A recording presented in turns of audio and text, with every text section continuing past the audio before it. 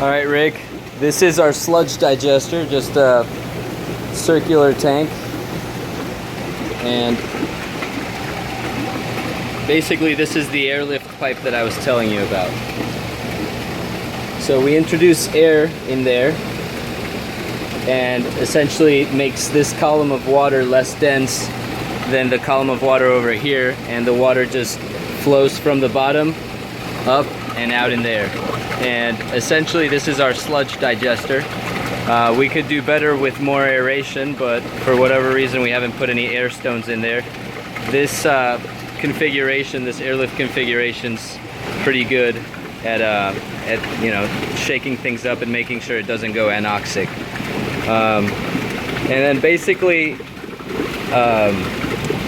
the digested water flows out of this little thing, this little outlet right here, very slow flow rate, down this pipe and into our plants outside, which I'll show you in a bit. What happens is, this is a prototype of a small polygeyser filter, but essentially the sludge collects in this part of the filter and passively flows through this pipe and out over here. Every time the filter backwashes, essentially it pushes water up out this way. So basically once the sludge gets into this chamber, it just essentially recirculates, you know, from the bottom to the top with that airlift. And the way the airlift works, to put it simply, is basically by having a you know, a PVC pipe. This is a 2-inch.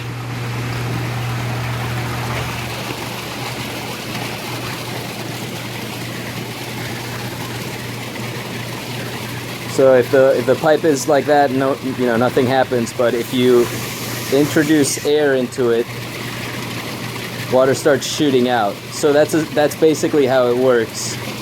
You put a pipe that goes to about 1 inch from the bottom of the tank, and you put an air stone in it or any kind of air, and you'll have vertical flow. And you can achieve quite a bit of vertical flow. Even this is about 1 foot from the surface. The closer you are, the more flow you have. I hope that kind of helps you out. I'll send you a diagram about, you know, maybe how you can make your own. But it's basically how the airlifting works and how the sludge digester works. And I'll show you how we have the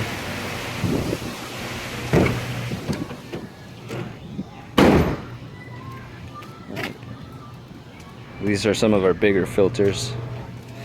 Obviously we don't really tend to it. We just had to pull a bunch of them out because they were weighing it down too much. But basically the water that flows out of that sludge digester comes into here. This is just a sump / settling basin, and then it just gets recirculated, you know, comes in through these tubes and flows out across, and then eventually makes it back into that same sump. So that's kind of how we make it work. And obviously we're not big vegetable eaters here.